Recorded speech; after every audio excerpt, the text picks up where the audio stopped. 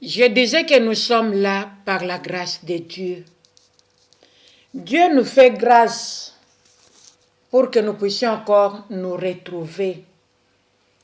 Bien-aimés, la marche est encore longue. Marche zana numulai. Mona bambula yo sali dans le Seigneur. Ngapena mona mbula na sali dans le Seigneur. Bien-aimés, nanu tokomi ata katikati ya marche oyote. La marche est encore longue. C'est pourquoi nazo bondela yo mama, nazo bondelo mwasi mo Christu, nazo bondelo mama ménagère, nazo bondelo jeune fille na biso.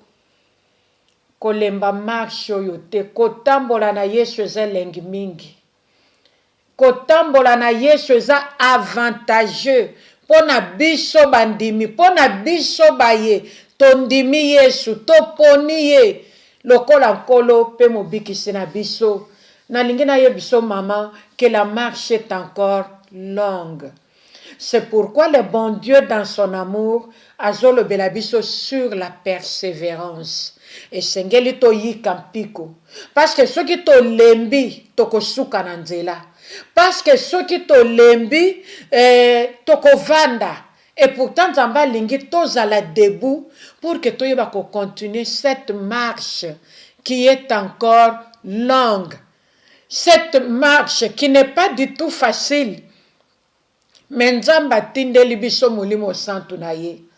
Oya za kati na biso, pe oya za longo na biso, oya ko révéler biso bonzambe ya Nzambe. Oya kopesa biso force na courage ya koyika mpiko ya koyeba ko persévérer na etingia butu na moi sans relâche kobelela Nzambe na bon moi. Oya yebisi biso que akozala na biso jusqu'à la fin des temps. Que la gloire lui revienne.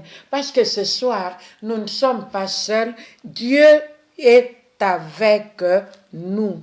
Gloire au Seigneur. Navandaki nazalaki ko kanisa.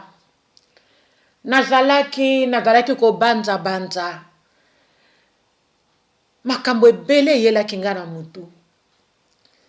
Nami pozaki ba question ebele. Na kanisa ki ebele. Nabandaki ko vanda nazotala mokili. Tango nazotala mokili, mes regards étaient fixés sur la femme. Tango nazolobaki nazalaki kokanisa sur la femme. Nazalaki kokanisa mwasi moko, mama moko, jeune fille moko, oyo azali komilengela pour le mariage. Parce que ndenge tolobaka, la femme a été créée pour le mariage. Mais nako banza nanga bien aimé Nzamba za bien. Na yoki molimo santu ko simbisa ngai. Na yoki molimo santu ko telemisa makanisi nanga nesika moko. Koloba nanga oui, parler de la femme, c'est bon. Partager avec les mamans, c'est bon, c'est magnifique. Ce n'est pas mauvais. Mais essayez-le moi ça miyeba. Essayez-le moi si à se découvrir. Essayez-le moi ça yeba origine na ye. Essayez-le moi ça yeba oyo yazali. Essayez-le moi si amindima. Il y a trois choses. Moi ça yeba origine na ye.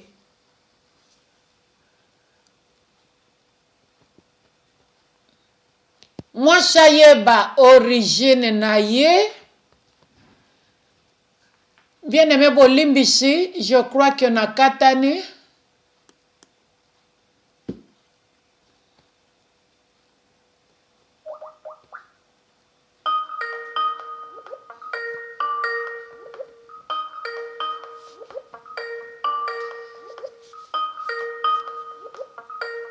Oui, bien aimé, ndenge tolobaka biloko eza biloko esalemi na maboko na bato.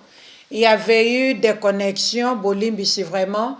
Nazalaki koloba que Nasuki nakoyoka nzambe kolobelanga koloba sur la femme kosolola na mwasi, c'est une très bonne chose. Mais la meilleure des choses, la femme elle-même doit se connaître. La femme elle-même doit se connaître. Cela veut dire ceci. La femme doit connaître son origine. La femme doit connaître son importance. La femme doit connaître ce qu'elle est et de quoi elle est capable. Alléluia. Alors, ekatani lisusu banduku. Vraiment, encore une fois, bolimbisi. Ya biloko eza biloko eselemi na maboko ya batu, bo supporte biso ndenge wana na poko lelo. Nataki koloba nasimbami pona koloba ke qui est la femme. Mwasi azali nani? Soki mama miyebi te, soki ndeko mwasi ayebi origine na ye te, soki ayebi importance na ye te, soki pa ayebi rôle na ye te. Ça veut dire que na mama oyo eloko malonga ekobima kuna ezali te. Na tango totali na mi poser question wana. Question ezali ka pona koloba si cette question est posée. Soki na mi poser question wana mama, c'est parce que nga moko pe naza mwasi. Mais na kolinga yo pe mwasi lokola ngai o comprendre likambo oyo selon grâce nzamba pesi ngai. Selon emoniseli tope vision nzamba pesinga en ce qui concerne la femme na temps oyo tozali na période oyo tozali et voilà et sengeli mwasi amiyeba parce que soki mwasi amiyebi te ça sera la catastrophe. Si cette question est posée, elingi koloba tout simplement que sexe féminin en général, sexe féminin nyonso en général, eza mwasi te. Je dois essayer de m'expliquer. Soki question oyo epesameli biso na pokwa lelo, nalingi koloba tout simplement que sexe féminin nyonso, ça veut dire que mwasi nyonso aza mwasi te. Je vais essayer de m'expliquer, peut-être se comprendre. Actuellement dans le monde, je vais essayer de m'expliquer, nengena lobby. Actuellement dans le monde, ezana mwasi, to ezana basi, oyo tomoni bango so tali physique na ye, yo moko zo comprendre que c'est une femme. Mais en elle, dans la personne elle-même, andimaka na ye te kaza mwasi. Andimaka ta muke te kaza mwasi. Atelemelaka nzambe de l'avoir créé femme. Maman naza mwasi, malgré ye. Mazalaka ne sengo kozala mwasi te. Et maman ya ndenge wana, na molimo toloba que ce n'est pas une femme. Parce qu'azo telemela nzambe. Parce qu'azo sepela na position nzamba keleli yete. Parce qu'azo linga nzambe na position nzamba tie yete. Muto yaza d'accord na nzambe te, aza ya nzambe te, alingi nzambe te. Ça veut dire que malgré qu'azola tane liputa, malgré qu'elle ataka jupe, mais na makanisi na ye, c'est un homme. Contrairement na oyo biso tozali komona. Et lorsque tu t'approches avec une femme pareille, okuta kati na ye peut-être akobanda kosepela komisa la mobali. Okomona kolingana ndako malgré kia kokoza la penzamba bali si par sa grâce. Mais maman oya kolinga koza la position ya mwasi na ndako alibala te. Ndeba mama oyo bomona kabazo telemela mobali, mibali. Akotelemela ki chef a mobali. Po munzamba lobeke mobali nde chef a mwasi. Mais maman oya kondima te. Akoyelo langage akoye biso ke na famille na biso. Nekolo na biso bamone la kabiso te. Nekolo na biso bamone la kabiso te. Ekolo na bino banani mama. Biso na tango tondimi Yesu, tozokoma ba Yesu, ba mu Yesu. C'est pourquoi nous portons les noms des chrétiennes. Je dis chrétiennes parce que nous parlons de maman, de femme. biso na kati na Yesu tozokoma ba chrétienne. Kombo lokumu. Kombo yo mutu nyonso akoki kozwa te. Kombo yo mutu nyonso akoki pe kondima te. Nzambe ndazopesa biso kombo wana selon grâce. Oyo azokitisa likolo na biso na tango biso tokutani na Yesu. Na tango biso tosepeli na Yesu elombe. Na tango topesi vie na biso na maboko a Yesu. Na tango tosepeli na ye. Na tango tomoni ke Yesu nde finalité ya nyonso. A ce moment-là, Nzamba lobi apesi biso kaka kombo moko. Na likolo, na mokili, pe na se na mabele. Kombo wana ya Yesu, liboso na yango, mabolongo nyonso ezali kofukama, pe minoko nyonso ezotatola ke Yesu azali Nzambe. Alléluia. C'est dans le livre de Philippiens, au chapitre 2. Makambo wana kitoko wana, melodi kitoko wana, nyonso evandisami na livre ya Philippiens au chapitre 2. Soko koti na Philippiens 2, à partir ya ba verset 6, 7, 8, 9, 11. Okuta makambo na utukoloba awa. C'est très important. Qui est la femme? Moi, c'est Zanane. Eza motuna. Bande konangai. Ce qui ont miébité, il te sera difficile et compliqué pour yo vivre. Vi kitoko oyo nzamba kanisa pona yo. Soki yo omi lingite na position nzamba kelela yo. Mama nange kozala na yo difficile pe compliqué po yo o réussir na vie. Na yo ki motema nanga ko punja punja. Na yo ki makanisi nanga ko tambola tambola. Et en fin de compte, molimo santo apesinga motuna qui est la femme. Parce que la femme doit se connaître. Ce qui moi siam yebite. Nyonso tokoloba tokita tomata. Mama kote le melango akondima te. Na zwaka ba pele bele. Na sola kana bandeko ebele. Mama yo lobela ka ba papa. Te ba mama. Nga émission nangeza lipo na mwasi. E na kokolo bela mama te. Yangona na lobaka na bino nga na lobi na kolinga kokota na batata te parce que botata etali papa oba. Etali papa oba même les tozaka na couple en danger toyokaka ke papa oba azwaka parole pona ba papa ngana azwaka parole pona ba mama. Je crois que bolanda kango. Même les tozaka na passé jubeka papa oba nanga mwasi. Ngana lobaka toujours en ce qui concerne les femmes. Bango balobaka en ce qui concerne les hommes. Yangona boyoka papa Jibeka abenga kanga mama équilibre. Parce que tango émission yebandaki ezalaki ba papa na ba papa et en fin de compte bayeko koti sanga pe mwasi pas pour que zala les kambo etali couple. Ce qui dit couple ça veut dire mwasi na mobali. Na yaka wana pona kotia équilibre pona koyeba koloba pe na oyetali mama. Mama pe ayoka oyetali papa. Comme ça, enseignement est à la complet. Et ba komema un plus na kati na couple, na kati ya famille, na kati ya foyer. Et voilà. Pourquoi pas na mabota esika to wuti, to pe na mabota esika to baleli. Et pourquoi pas dans la société qui nous a reçus. Qui est la femme? Moi, c'est Zanane.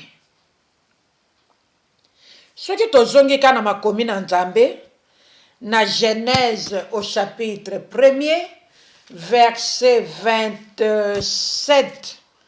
Bible lobi na biso, na kotanga maloba na Nzambe, na livre ya Genèse au 1er chapitre, na verset nango 27. Il est dit ceci. Dieu créa l'homme à son image. Il le créa à l'image de Dieu. Il créa l'homme et la femme. Parole du Seigneur. Bible zolo banabiso ke Nzambe akeli moto ne lilingi na ye na image na ye. Nzambe akeli moto ne lilingi na Nzambe. A répété ngo, Dieu créa l'homme à son image. Il le créa à l'image de Dieu. Pourquoi Dieu a répété cette chose, ces mêmes paroles? Pour que mutu tango akoyoka ngo, tango akotanga ngo, ayeba kondima Nzamba beti sete. Que akeli moto lokola ye. À sa ressemblance, à son image, Dieu a créé l'homme lokola ye, comme lui. A continué l'obi, il le créa, l'homme, il le créa l'homme et la femme. Parce que ce qui que Dieu a créé l'homme à sa ressemblance, moi ça linga qui a mis longola. Mais Nzambo ya yebi moto ya kela a continué la phrase na ye très bien. Genèse 1 verset 27.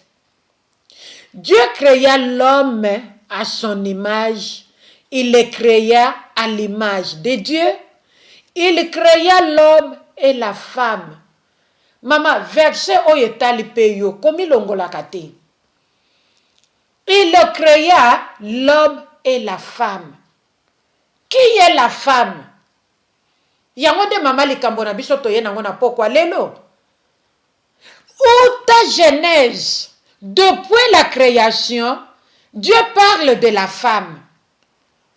Depuis le début de toutes choses. La parole de Dieu nous dit que Dieu a créé la femme à sa ressemblance, à son image. Nzamba keli mwasi lokola ye. Mama soki yo mindimite ke Nzamba kela yo à sa ressemblance. Tale sike chèque na yo utaka. Tala ba problème na yo sike utaka. Tala kozanga comment? Tala kozanga importance na ndaku na yo na vie na yo place utaka.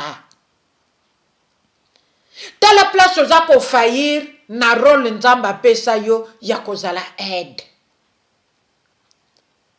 Mama na yo koyebiso na pokwa lelo koza n'importe qui te. Ndengo oza wana bomoto no mobimba bonzambe na bonzambe. Nzamba za injuste te. Bwaka akela kaka mobali na bonzambe lokola ye. Dieu n'est pas injuste. Ndenga keli mobali, ndenga keli pe yo mwasi. Yango mama tatola kana munokono ke Nzamba za bien, aza juste. Tout ce qui nous diffère de l'homme, ce sont les responsabilités. Oyo Nzamba pese na mobali, oyo eza différente na mwasi. Ma réalité, selon la création, Dieu a créé l'homme et la femme à sa ressemblance.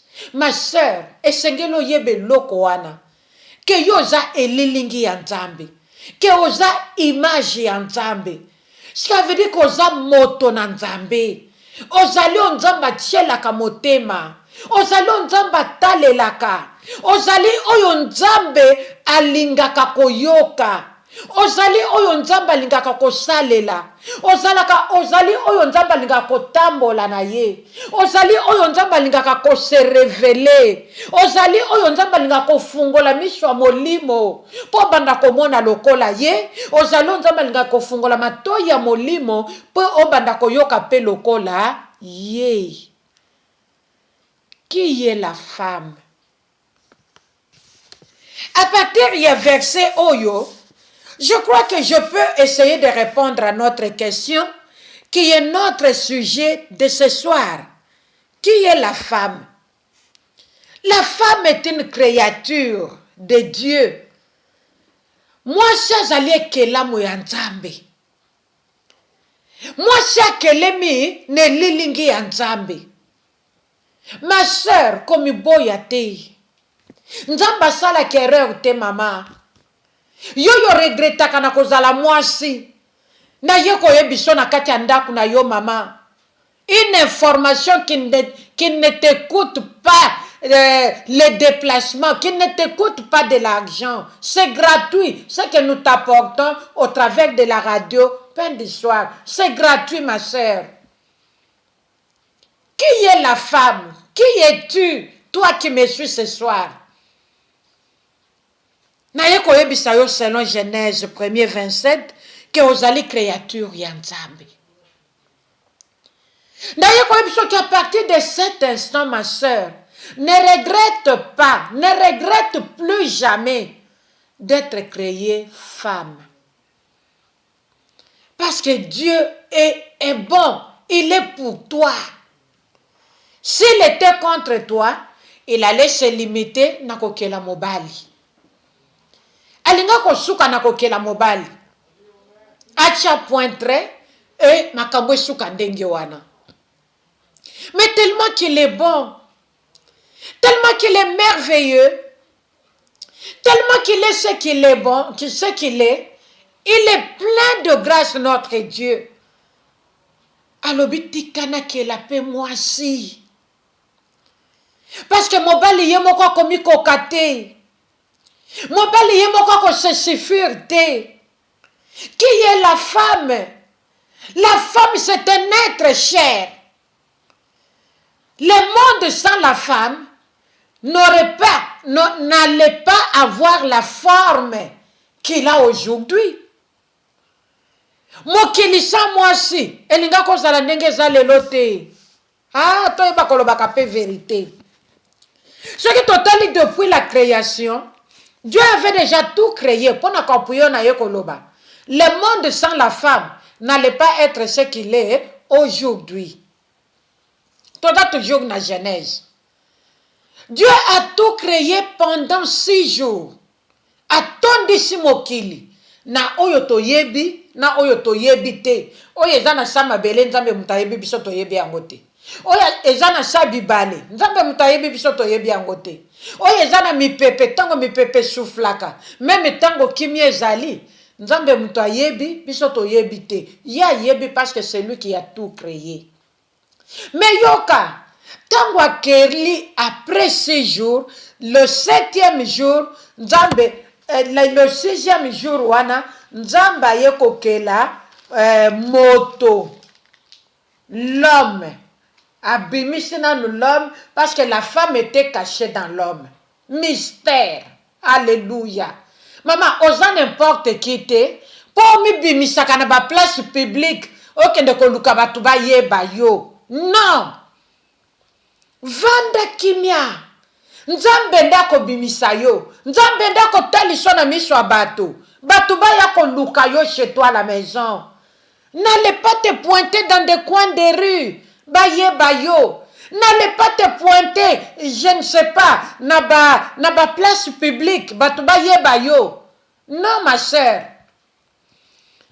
Quand Dieu t'a créé, Dieu t'a caché dans l'homme. Tu es resté dans l'homme pour attendre le temps de Dieu. De la même manière, dans la vie que nous menons actuellement, Maman Vanda Kimia, Zelatan Yanzambe, qui est la femme? La femme, c'est un être cher, un être qui se met à la place qu'il lui faut, un être, j'allais dire, créé à la ressemblance de Dieu, qui se respecte. Akolata ndenge nzamba lingi, akosala maquillage pour la gloire à Nzambe, akotambola pour la gloire à Nzambe, démarche on kopesa Nzambe gloire, makanisi na ye kozala bonzambe na bonzambe, ainsi de suite. Je disais qu'à la création, lorsque le bon Dieu a créé l'homme, Dieu a caché la femme dans l'homme, jusqu'à ce que l'homme motomobali, nzamba pesi ye pouvoir ya koyeba kopesa bikela monyoso kombo. Et lokola pouvoir, puissance, autorité ya nzambe était dans l'homme. L'homme n'avait pas discuté avec Dieu, il s'était levé comme Dieu une créature de Dieu créée à la ressemblance de Dieu, sans poser la question au créateur, abandi koloba oyaza ndeke, oyaza libata, oyaza nyoka, oyazali koba, oyazali éléphant, oyazali mbisi, ainsi de suite, même tina banzete. Tango mutasilisi kopesa kombo, et tango atala kopesa kombo, Bible ezotalisa biso ke nzamba keleki biloko nyonso mibale. Mwasi na mobali, mwasi na mobali, mwasi na mobali. Maintenant, oyetali moto, l'homme s'est retrouvé seul. Malgré bokonzi nzamba pesaki moto, malgré bon nzambe ya nzambe kati na moto, l'homme ne se retrouvait pas. Il ne se retrouvait pas. Il manquait quelqu'un de cher qui pouvait parler avec lui, qui pouvait converser avec lui, qui pouvait partager avec lui, qui pouvait vivre avec lui. Alléluia. Et cet être cher, c'est toi la femme et c'est moi aussi la femme. Nzambe na kati ya bolingo na ye na kati ya histoire wana ezalaki na mokolo moko nzamba ye kolalisa mwasi pongi avant d'y arriver na ngena lobelo komoko. Oui, tango nzamba alalisi mobali pongi ndazui une décote ya mobali a créé mwasi, un être cher. Un être cher. Je crois que na oyo tozoloba soto lebeto kende mulai eko ya mulai eko sila te bien, mais je crois que bozo comprendre ngai émotionné dans ce qui se dit ce soir et ça me fait du bien et je suis sûr que ça te fait aussi du bien pour la gloire de notre Dieu. Alors, tango mwasi mobali amoni mwasi toyebi histoire ndenge lekaki. Mobali akamwaki. C'est dans Genèse 2, cette fois-ci au verset 23. Et l'homme dit, voici cette fois, celle qui est os de mes os et chair de ma chair. On l'appellera femme parce qu'elle a été prise de l'homme. Yoka poème. Yoka poème. Oye bimaki na monoko ya mobali. Tala mbala oyo mokuwa ya mikuwa na ngai, mosuni ya mosuni na ngai. Yende bakobenga mwasi parce que bazwaki ye na mobali. Alléluia. Mama bazwaki yo na mibali te, me bazwaki yo na mobali moko kaka. Oyo nzamba kutanisa yo na ye, oyo lelo aza tata bana na yo, oyo lelo bozo mene na ye vi, oyo bozo sala esengo na bino pona kozongisa gloire epa na nzambe tata. Qui est la femme? En ce qui concerne Genèse 2, 23, la femme est la force de l'homme. L'homme, le mari, l'homme, le monsieur, le chef. On nzamba pesa ki makoki ya kopesa bakombo à la création, à toute la création.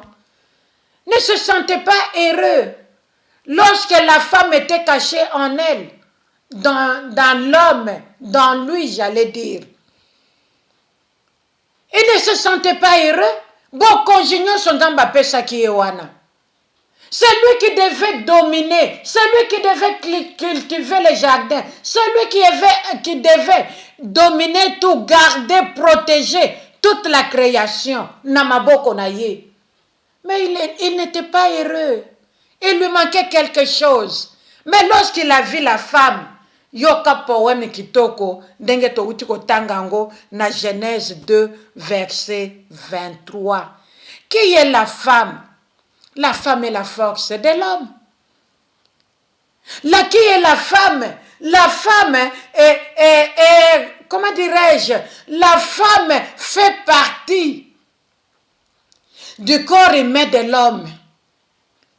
L'homme lui-même est incomplet. azandambu, moi si pendambu, moi ça y est qu'on compléter pour que mobali azala mobimba.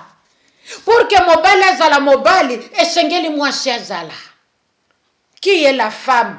La femme, c'est quelqu'un qui amène la joie dans l'homme. Maman Talanda Kunayo, est-ce que tu es là pour apporter la joie? Est-ce que tu es là pour apporter l'amour? Est-ce que tu es là pour apporter la paix? Est-ce que tu es là pour apporter un plus? Ou bien yo zawana pona koluka ba problème? Ou bien yo zawana pona ko yeba ko créer ba embuscade na vie ya mwana mobala batu pour que ya bonga na vite. Non, la femme est là pour apporter l'épanouissement. L'homme seul ne peut pas s'épanouir, quelles que soient les bénédictions qu'il a. Nous voyons Adam, le premier homme, qui avait tout dans ses mains, le premier homme, et pas yuwapi nzamba kendeki ko s'investir. Ngana keli, mais yo dominer, mais yo garder, pesana ba kombo. Tala rôle nzamba pesa ki moto. Tala bokondi nzamba pesa ki na moto. Mais malgré ça, muto se retrouva kité. Maman na yiko yebiso ko zawana, pona ko yeba ko apporter la joie, la vie dans l'homme. Ya maman, ne te contente pas lorsque tu vois ton homme rester calme sans ouvrir la bouche. Non, tu n'es pas là pour ça. Tu es là, maman, pour agir dans le bon, afin que Nzambe oya kela kiyope à sa ressemblance, ayeba ko se réjouir de t'avoir créé. Moi, c'est ça eloko makasi, maman. Moi, c'est ça eloko makasi. Mobali bakeli na mabele. Mais la femme, elle, Nzamba ke kozwa une décote mokuwa ya mobali. Maman, yangwana mwasi tango ezo yinda, même na tango bisengo, les gens doivent remarquer que c'est la femme. C'est la femme qui doit s'élever. La femme ne doit pas s'élever seulement dans le mariage. Non, ça c'est une erreur grave. La femme doit s'élever aussi comme une créature merveilleuse que le Seigneur a créée à sa ressemblance. Dans la société, maman, la femme doit s'élever. Ce n'est plus comme dans l'ancien temps, là où la femme était minimisée. Moi, ça ko kende classe T. Moi, ça ko tanga classe T. Elle est bon pour le ménage. Ma solo toyoka dans l'ancien temps, même en Europe, même aux Amériques, partout dans le monde. Moi, ça galake loko. Batu bafouaki valeur nzamba pesa ki na mwasi. Bakomisi mwasi eloko, bakomisi mwasi machine ya production, bakomisi mwasi eloko ya plaisir ya mobali. Non, ce n'est pas les pensées de Dieu. C'est pourquoi mwasi foye bazanani po yemo kwa telema. Mama soko telemite, ko telema dans la rébellion te. Non, mais ko telema selon la parole de Dieu po oyeba ko jouer rôle na yo malamu. Nzamba keli yo mama, apesi yo makoki, toto ke plus loin, nzamba lobi moi si azali mosungi ya mobali, moi si azanani, aza mosungi. Ça veut dire que mouton yo mobali, nzamba apesi yo bokonza koza la chef, mais mobali azana besoin, ya soutien ya moi si. Ma soeur, même yo yoza célibataire, même yo oyoza jeune fille, et si ko zali na classe, soko zana numwa na classe, ko banga bande ko mibali obozana bango na classe te, yo banda ko banga même pona ko sala ba bon ko zo ba point ya malamu na classe. Pona koloba ke no bango nde mibali soki nga na bimi la première de ma faculté bako en vouloir ngai bakoki ko beta ngai bakoki. Non maman, Dieu t'a créé de la même manière qu'il a créé l'homme. Dieu a créé l'homme à sa ressemblance, Dieu a créé toi la femme à sa ressemblance. Natanga pona lakisa que je suis je ressemble à mon créateur. Je dois voir de bons points à l'école. Na musali sika bangaje ngai. Na kolalisa pe misu te, na kozongisa ndoto na nsima te. Parce que Dieu m'a créé de la même manière qu'il a créé l'homme. Je vais ouvrir une petite parenthèse oyo na okanga mbangu. Ezo yelanga na makanisi na minute oyo. Tango nazalaki kokola, ezalaki nanga pasi ya kondima ke mwana mwasi azala technicienne. Azala ingénieur, omoni qui ingénieur, ezana ba domaine épelé. Mais je trouvais ça bizarre. Eh, mwana mwasi ki nozala ingénieur, na ndenge nini yango wana. Wana misala bana mibali. Je n'acceptais pas, je n'aimais pas que mwana mwasi azala électricienne. Nabi, okena insta kuna okuti bana basi bazo sala. Musa bazo yekola kozala misala ya ba courant. Ya kosala ba installation na bandaku, na ba bâtiment, na ba maison d'habitation, ya kosala biloko électrique. Oh nazana na problème à courant na ndaku et mwana mwasa yeko sala. J'ai trouvé ça bizarre, je n'aimais pas. Neti na biso na Afrique wana ote télévision nge baby awa na Europe seke baby obwaki okosomba mususu. Parce que soko lobi ba réparation ko coûte main d'œuvre ko coûte yo cher par rapport ya muto ya bwaki a sombi ya sika. Mais en Afrique, il y a des réparateurs. Ba salista ezape na ba génie oyo nzamba sali kaka grâce azui kaka don ya ko fungola télévision par exemple ko panzango ko tala paneza wapi pe azongisi e bani nango ko lakisa. Il y a beaucoup de choses que ngai à l'époque nazalaki ko se limiter pona ko loba ke nga naza mwasi e mwasi lokola nga akoko sala biloko wana te. Eloko misu na ko bakisa yelinga na makanisi. O nani mwasi asali to benga ka bango nini mwasi mécanicienne. O musala bana mibali mwasi mécanicienne, mwasi kendo sala d'études mécaniques. C'est quoi ça? Je n'acceptais pas ça. Mais la Bible elle nous enseigne que ndenga nzamba keli mobali ndenga keli mwasi. Ce qui compte, c'est la grâce de Dieu sur chacune de nous, sur chacun de nous. Loko nazolo babasi, nazolo belabasi, nazolo bape, sur chacune de nous. Maman, qu'on limite nzambete. Yo oyo zalaka na makanisi, ya kosala d'études mécaniques. Bravo ma soeur, vas-y. Ne te limite pas. Soko zoyoka mutoko tanga mutoko sala pona ko rendre gloire pa na Nzambe oya zoyoka molimo santo kondimisa ye mama salango parce que lipambo lino evandi wana ebele lelo ba yeshuwe pona nini baboya koyoka oyo Nzamba yebisa bango. À cette époque-là, j'étais ignorante. Je ne pouvais pas comprendre ces choses.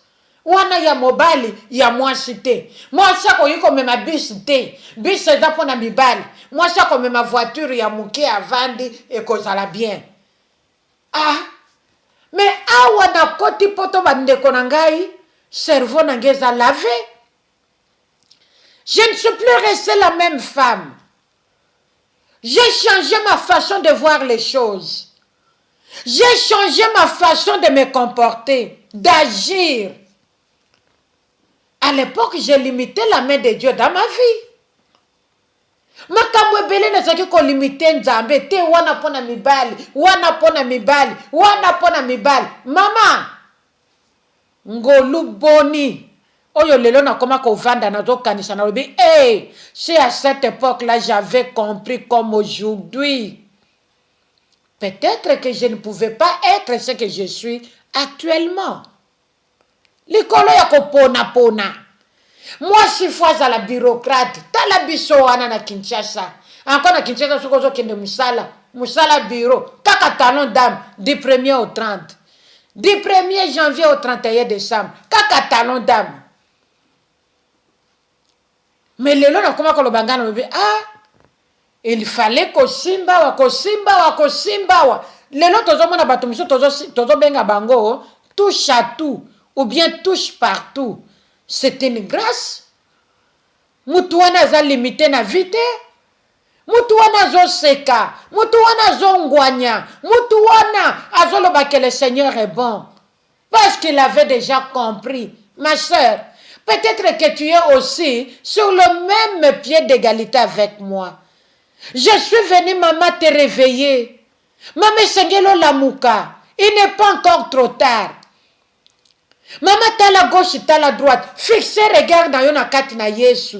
Oya zo solo la non apoko lelo. Oya ba ko trouver encore quelque chose. Il n'est pas encore trop tard. Na yebi ke bele ya basi tango bazokota to tango tozokota awa en Europe. Ce qui te lobby poto na lingala c'est mieux. Parce que lorsque nous parlons de poto na lingala, cela veut dire que tozui Europe mobimba, tozui États-Unis, tozui Canada, tozui tout ça s'englobe poto en général. Awa na poto tango tozokota, souvent misala ba présentaka biso eza misala ya ba personne âgée. À l'époque ezalaki musala oyo tokokolo bake muto azalaki na grâce à kosala choix. Non nalingi nanga kosala ngote, mais je peux vendre dans les magasins. Na koki ata ko tia biloko na ba rayon na ba magasin. Na koza la caissière, na koza la boy, na koza la ta femme à chambre. Mais actuellement, ça fait un bout de temps, mais ça la poto comme na ko présenter batou facilement et ça kaka misala ya ko aider les personnes âgées. Maman, eza musala. Oui, c'est du travail. Ezo faut taper bien. Mais ce qui totali dans 5 ans, totali dans 10 ans, zo mindele bango moko. Oyo basala ke lokona eza ne belé na yebi baninga na dana maninga belé ba européenne. Balobi misala nezo futa bien. Biso moko tozala kikuna. Bakolo bamboka tozali. Bolimbisi. Biso nde bakolo bamboka parce que biso tozali bana ya oya akeli yango. Alors balobi nini? Babandaka nango. Lelo bazana ba bien so tali bango bien installé. Mais moyen ba continuer de na misala wana ezate balembi. Ebele na bango bazu ba problème ya santé. Ebele na bango bazo kokalisu te bakomi kosenga misala ya temps partiel. Ndo monaka ole ba engagé biso batuto yesika bazo pesa bazo benga yo tolo bake misala ngo ezaka par pitié. Soki ba sepeli ba bengi yo, soki mukwana ba sepeli na yote ba bengi mutu mususu pona nini? Il y a beaucoup plus de sollicitations. Ba benga ngai, ba benga nga. Tango batu 20 bazozela. Yo kuno zo bomela ngonzoto olobingande na zo sala bien. Mais ozozela ba benga yo, ba bengi yo pété. Un mois eleki ba bengi yo te. Moi chaza mutu oyo azomona mosika. Moi si la femme doit voir loin. Maman ne te limite pas yakotala suka yandaku na yo to pe porte yandaku na yo. Moi chaza mutu azomona mosika. Moi chaza mutu azomona lobby na ye, azomona venir na ye. Ndenge tozwa ki révélation na mama mo Kristo pona koloba ke besheki na biso ya lobby e komi sima mikongo na biso. Lelo tozali ko vivre le présent pona koyeba ko préparer avenir na biso ya malonga. Soki na bandaki musala na personne âgée comme aide infirmière. Mais lobby na ngana sala ta qui est infirmière. Awa na poto ce n'est pas comme en Afrique. Là où tu as dit que loko moko na tikalika kawana ngana za ingénieur, ngana za comptable, ngana zali shokinani nazali shokinani. Non. na bakisa formation yangwana na bamboka nzamba memi biso biloko yo formation esilaka te.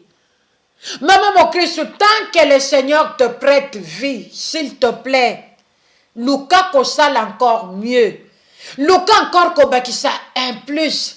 Pour na évolution, ya vie na yo. Obandaki na aide infirmière, okoma infirmière, pourquoi pas okoma pe docteur. Eza pe na baninge bele na yebi, kaka wa Europe, na kotanga na bango ya bandambu ndambu wana. Lelo bakomi na ba titre académique. Atangia wa lelo, lobi azu musala po ayeba ko survivre, azo survivre a luki ba formation même à distance.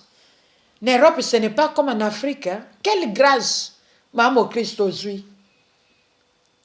On compte même à distance.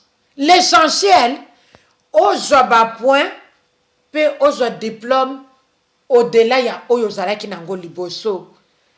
Maman na yeko biso que moi si, azamuto oyazo kanisa toujours positif. Échec nanga ya lobby.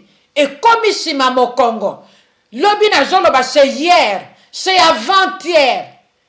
Mais moi, je vis le présent pour préparer mon avenir meilleur par la grâce de Dieu. Nous avons un grand Dieu en nous et avec nous. Il nous a promis à être avec nous jusqu'à la fin des temps. Quel privilège, Maman mo Christ, ngana yo tozui. Esengeli tozala fier na nzambe oyo. Esengeli tozala fier na nzambe oyo. Esengeli totalela ye. Tango tozoyoka ye, tozoyoka mitema na biso za kopunja punja. Tozoyoka esengo ya kozala bana na nzambe, ya kozala bato na nzambe, ya kokutana na nzambe po toyeba ko découvrir oyo to découvraki hier na biso te. Maman na ye ko révolutionner yo na tongo lelo, na butu lelo, na ye ko tombo kisa yo maman. Arrêtez de jouer le fainéantisme maman. Bando vando lembisi maboko, na kosala ndenge nini, diplôme na zana ngoka kayango wana. Banda obanda na yo, ozalaka na yo agent ya d'entretien. Oui, c'est bon. Il n'y a pas de son métier. Mais tala nengo bukanaka. Mais par la grâce de Dieu, na lisunga molimo santo maman, tu peux encore faire mieux. Babiro wana nzambe, oyebi na babiro wana. Mais lelo même en Europe. Et comme soki mutu moko azo sala, amoni kalinga zo pension, akeko luka mwana na ye. Même moi yazana niveau yo zana ngote. Amemi ye pas chef na ye batie ye kuna. Mais yo mutozana niveau wana ya kovanda na bureau devant l'ordinateur. Bazo pesa yo grâce wana te. Pona nini omiyebi te. Qui est la femme? Qui est la femme, ma sœur? Netango yo yebi oyo yo zali. Oyebi origine na yo. Que Dieu t'a créé comme lui. Maman, tu ne peux pas baisser tes mains. Nous devons parler de ces choses. Nous avons longtemps parlé de mariage. Nous avons longtemps parlé de l'intimité, de la sexualité. Nous avons longtemps parlé de la maternité. Mais nous devons avancer.